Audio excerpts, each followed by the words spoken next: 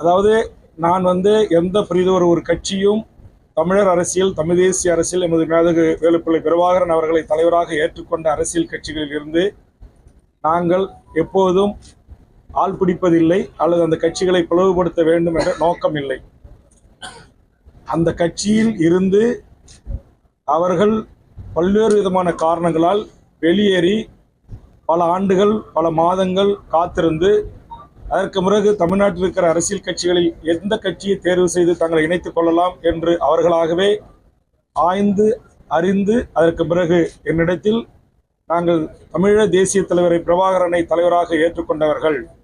இப்படிப்பட்ட ஒரு சூழலில் அந்த தலைவருடைய படத்தையும் அந்த தலைவருடைய வீரம் சிறந்த விடுதலை போராட்டத்தின் வரலாறையும் அந்த விடுதலை போருக்கு முகம் கொடுத்து நின்ற எமது மாவீரர்களையும் போற்றுகிற வணங்குகின்ற ஒரு அரசியல் தலைமையில் தான் நாங்கள் இணைய முடியும் என்கிற புரிதலோடு தான் இன்றைக்கு தமிழ்நாட்டில் இந்த புரிதலை உள்வாங்கி தமிழக வாழ்வுரிமை கட்சி தமிழ்நாட்டில் இருக்கிறது என்பதை உணர்ந்து அவர்கள் அனைவரும் என்னை தொடர்பு கொண்டு என்னை சந்தித்து உங்களோடு சேர்ந்து பயணிக்க விரும்புகிறோம் என்று அவர்களுடைய விருப்பத்தின் பேரில் இந்த நிகழ்வு நடைபெறுகிறது. இந்த நிகழ்வுக்காக ஆண்ட கட்சியை ஆளுகின்ற கட்சிகள் போல், தேசிய கட்சிகள் போல் நாங்கள் என் அருகாமையில் அமர்ந்திருக்கின்ற அருமை சகோதரர் தங்கத்திற்கோ, வைரத்திற்கோ, வடிவம்பாலுக்கோ, இங்கே இருக்கிற எண்ணற்ற மாநில மாவட்ட நிர்வாகிகளுக்கோ நாங்கள் இதுவரையிலும் ஒரு சல்லி பைசாவை கூட செலவிட்டதில்லை. இந்த அரங்கம் பிடிப்பதிலிருந்து இன்றைக்கு ஏற்பாடுகளிலிருந்து அனைத்தும் அவர்கள் சொந்த செலவிலே செய்து அவர்கள் என்னை அழைத்து என்னோடு இணைகிறார்கள். இந்த இணைப்புக்கான மிக முக்கியமான காரணம், நான் தமிழீழ தேசிய தலைவன் மேதகு பிரபாகரன் அவர்களையும், தோழர் தமிழரசன் அவர்களையும், புலவர் கலியபெருமாள் அவர்களையும், மாவீரன் வீரப்பனார் அவர்களையும் நாங்கள் எங்கள் நெஞ்சில் நிறுத்தி இந்த அரசியல் பேரியக்கத்தை தொடர்ந்து நடத்தி வருகிறோம். தேர்தல் காலகட்டத்தில் நாங்கள் வெற்றியை இலக்காக வைத்து எங்கள் உறவுகள் பெரும்பான்மையாளர்கள் திராவிட இயக்கங்களோடு, திராவிட கட்சிகளோடு இரண்டர கலந்து இருக்கிறார்கள். அவர்கள் எங்களுக்கு வாக்களிக்க வேண்டும், அதனூடாகத்தான் ஒரு அரசியல் அதிகாரத்தை கைப்பற்ற முடியும் என்கிற அடிப்படையில் நாங்கள் திராவிட கட்சிகளோடு கூட்டணி வைத்தோம். அதை குறித்து தான் பெரும்பான்மை தோழர்கள் கேள்வி எழுப்பினார்கள். அதற்குரிய விளக்கமும் காரணமும் நாங்கள் அளித்திருக்கிறோம். வெறுமனவே நாங்கள் தனித்து நிற்போம், தமிழ் தேசியத்தை படைப்போம் என்று சொல்வது இப்போதைக்கு இருக்கிற தமிழ்நாட்டு அரசியல் சூழலில் சாத்தியமில்லை. ஆதலால் யதார்த்தத்தை புரிந்து கொண்டு என்னோடு பயணியுங்கள். நீங்கள் விரும்புகின்ற தமிழ் தேசிய அரசியலையும் தமிழீழ தேசிய தலைவரையும் தூக்கி பிடிக்கின்ற ஒரு மாபெரும் அரசியல் இயக்கமாக இது இருக்கிறது என்பதை நீங்கள் உணர்ந்தால், அந்த திமுக அதிமுகவோடு தேர்தலுக்கான உடன்படிக்கை என்பதை தவிர்த்து ஏனைய விடயங்களில் என்னை பற்றி உங்களுக்கு ஏதேனும் கேள்விகள் இருக்கிறதா, சந்தேகங்கள் இருக்கிறதா, மாறுபட்ட கருத்துக்கள் இருக்கிறதா என்பதை என்னை சந்திக்க வந்த தோழர்களோடு நான் விவாதித்து தான் அதற்கு முறை அவர்களாகவே எங்களுக்கு அதை தவிர வேறு எந்த மாற்று கருத்தும் இல்லை என்கிற நான் அளித்த அந்த விளக்கத்தை ஏற்றுக்கொண்டு என்னோடு இணைந்திருக்கிறார்கள். உப்பாரும் மிக்காரும் மாபெரும் அந்த விடுதலை போராட்ட தலைவரை அவரே ஏற்றுக்கொண்ட தந்தை பெரியாரையும் எதிரும் புதிருமாக நிறுத்தி அரசியல் செய்வதை நாங்கள் ஏற்கவில்லை என்கிற தளத்தில் தான் இன்றைக்கு நாம் தமிழ் கட்சியினுடைய ஃபவுண்டர் லீடர்களில் ஒருவராக இருந்த கள்ளக்குறிச்சி நாடாளுமன்றத்தில் 1,00,000க்கும் மேற்பட்ட வாக்குகளை பெற்ற திரு ஜெகதீச பாண்டியன் என்ற அந்த கட்சியினுடைய மிக முக்கியமான முன்னணி நிறுவன தலைவர்களில் ஒருவரும் அதனுடைய ஒருங்கிணைப்பாளருமான அவர் இன்று நீங்கள் கேட்ட இந்த கேள்விக்கான விடை அளிக்கின்ற வகையில் விரிவான ஒரு 4 பக்க கடிதத்தை எழுதி விலகியிருக்கிறார். அதுவே நீங்கள் கேட்ட கேள்விக்கான பதிலாக எடுத்துக்கொள்ள வேண்டும் என்று கேட்டுக்கொள்கிறேன். அதுக்கு தான் அக்கட்சியிலிருந்து விலகி வருகின்ற நண்பர்கள் என் அருகாமையில் உட்கார்ந்திருக்கிறார்கள். அவர்களிடத்தில் அந்த கேள்வியை நீங்கள் கேளுங்கள். நான் அதற்குரிய ஏற்கனவே நான் சொல்லிட்டேன், எனக்கு இதில் உடன்பாடு இல்லை. எனக்கு என் தமிழ் சமூகத்தின் வாழ்வுரிமை பிரச்சனைகள் எண்ணற்ற இருக்கிறது. அது மடைமாற்றப்படக்கூடாது, அதை குறித்து விவாதிக்கப்பட வேண்டும், பேசப்பட வேண்டும் என்பதுதான் என்னுடைய புரிதல்.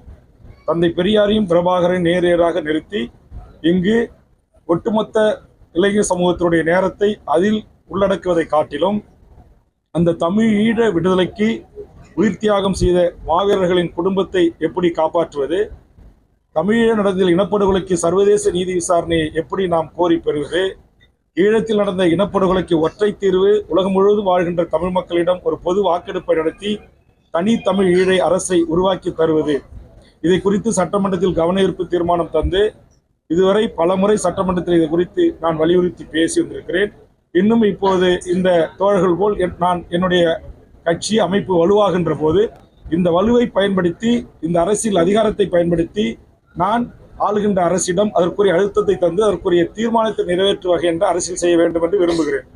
அதே போன்று இப்போ டங்ஸ்டனாக இருக்கலாம், அணு உலைகளாக இருக்கலாம், அதுபோன்று என்னுடைய என்எல்சி பிரச்சனையாக இருக்கலாம், எங்கள் பெரம்பலூர் அரியலூர் மாவட்டத்தை பாலவனமாக்குகின்ற சிமெண்ட் ஆலைகளுடைய பிரச்சனையாக இருக்கலாம்.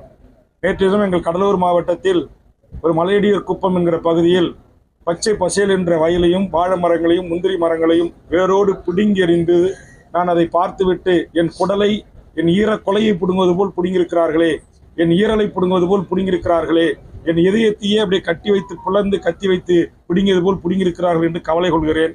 அதை குறித்து பேச வேண்டும். வானதிபுரம் என்கிற 5000 மக்கள் தொகை வாழ்கின்ற ஒரு கிராமம், பல 100 ஆண்டுகளாக வாழ்கின்ற மக்களை இன்றைக்கு என்எல்சி நிர்வாகம் நிலத்தை கையகப்படுத்த காவல்துறை கொண்டு வந்து குவித்து அவர்கள் மீது நடவடிக்கைகளை செய்து அந்த நிலத்தை, வீட்டை இடித்து தரமட்டமாக்குற நிகழ்ச்சியில் ஈடுபட்டிருக்கிறார்கள். பரந்தூரிலே எமது மக்கள் 25 ஆறு ஏரி குளங்களையும் அதுபோன்று நூற்றுக்கணக்கான சின்ன சின்ன குட்டைகளையும் உள்ளடக்கிய அற்புதமான அந்த பூமியை இன்றைக்கு கார்ப்பரேட் பெருநிறுவன டாட்டாவுக்கு விமான நிலைய அமைப்பை கையகப்படுத்துகிறார்கள். அதை குறித்து நான் கவலை கொள்கிறேன். அதை குறித்து போராட்ட களத்திற்கு சென்று அவர்களுக்கு ஆதரவு அளித்து அவருக்காக இன்றும் சட்டமன்றத்தில் குரல் கொடுத்து கொண்டிருக்கிறேன். எண்ணூரிலே உலகம் முழுவதும் அனல் மின் நிலையத்தை மூடி வருகின்றார்கள். புதிதாக தொடங்க இருக்கிற அனல் நிலையத்திற்கு எதிராக கவன ஈர்ப்பு கொடுத்து சட்டமன்றத்திலே நான் என் கருத்தை ஆணித்தரமாக எதிர்த்து பதிவு செய்து வருகிறேன். இதுபோன்று எண்ணற்ற தமிழ் சமூகத்தின் வாழ்வுரிமை பிரச்சனைகள் இருக்கிறது, சிக்கல்கள் இருக்கிறது. ஆதலால் அதேமாதிரி கன்னியாகுமரியில் இன்றைக்கு டங்ஸ்டன் அறிவிப்பு வரப்பட்டிருக்கிறது. ஆனால் கன்னியாகுமரிக்கு இன்னும் வரப்படவில்லை. அங்கு ஒரு கனிம தொழிற்சாலை தொடங்குவதற்கு அறிவிப்பு வெளியிட்டிருக்கிறது ஒன்றிய அரசு. அதை எப்படி தடுத்து நிறுத்த வேண்டும், இதை குறித்து மக்களை எப்படி விழிப்புணர்வு செய்ய வேண்டும், மக்களை எப்படி வீதிக்கு கொண்டு வர வேண்டும் என்பதை எல்லாம் குறித்து நான் பாதிக்கப்படுகின்ற மக்களோடும் சுற்றுச்சூழல் அமைப்பினரோடும் பேசி வருகிறேன். ஆக சமரசமற்று நான் ஒரு திமுக என்கிற அரசியல் கட்சியோடு தேர்தல் உடன்படிக்கை, தேர்தல் வெற்றிக்காக ஒரு கூட்டணி இருந்தாலும் கூட நான் கொள்கை வழி நின்று இந்த மண்ணுக்கும் மக்களுக்கும் மொழிக்கும் இனத்திற்கும் தமிழீழ விடுதலைக்கும் சரியாக பயணிக்கிறேன் என்பதை உணர்ந்துதான் நாம் தமிழர் கட்சியிலிருந்து தமிழ்நாடு முழுவதும் அங்கிருந்து விலகியவர்கள் அல்லது விலக்கப்பட்டவர்கள், தானாக பொறுப்பில் இருந்து ஒதுங்கிக் கொள்கிறேன் என்று ஒதுங்கியவர்கள் என்று அனைவரும் அணி அணியாக வந்து சேர்ந்து கொண்டிருக்கிறார்கள். நம்முடைய கூடங்குளம் அணு உலை எதிர்ப்பு போராளி பச்சை தமிழகம் கட்சியினுடைய நிறுவன தலைவர் சுப உதயகுமாரன் அவர்கள் அக்கட்சியை இன்றைக்கு தமிழக வாழ்வுரிமை கட்சியோடு இணைத்திருக்கிறார். இதுபோன்று இன்னும் எண்ணற்ற அரசியல் கட்சிகள், அமைப்புகள், இயக்கங்கள், முற்போக்கு சக்திகள் நாளொரு மேனியும் பொழுதொரு வண்ணமும் இணைந்து கொண்டே இருக்கிறார்கள்.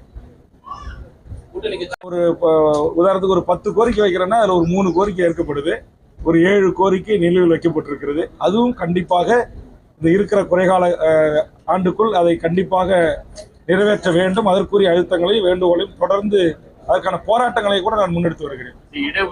முதலமைச்சர் அவர்கள் மாநில அரசுக்கு அதிகாரம் இல்லை என்று சொல்லி தட்டி கழிக்க கூடாது.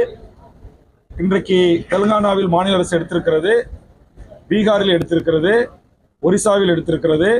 உயர்நீதிமன்றமும் உச்சநீதிமன்றமும் மாநில அரசுக்கு சாதிவாரி கணக்கெடுப்பு எடுப்பதற்கு அதிகாரம் இல்லை என்று எந்த ஒரு தீர்ப்பை வழங்கவில்லை. அதனால் மாண்புமிகு தமிழக முதல்வர் தமிழ்நாட்டில் இருக்கிற அனைத்து சாதிகளுக்கும் அவரவர் எண்ணிக்கைக்கு ஏற்றவாறு கல்வி, வேலைவாய்ப்பு உரிமை கிடைப்பதை உறுதி செய்ய சாதிவாரி கணக்கெடுப்பை ஒற்றை தீர்வு, சமூக நீதி அரசு என்று மேடைக்கு மேடை நானே பேசி வருகிற திமுக அரசை அது உண்மை என்று சொன்னால் மாண்புமிகு தமிழ்நாடு முதலமைச்சர் அவர்கள் கண்டிப்பாக அந்த சமூக நீதியை அனைத்து மக்களுக்கும் வழங்க முன்வர வேண்டும். அதற்கு ஒற்றை தீர்வு சாதிவாரி கணக்கெடுப்பு தான். அதை எடுக்க வேண்டும் என்பதுதான் என்னுடைய வேண்டுகோள்.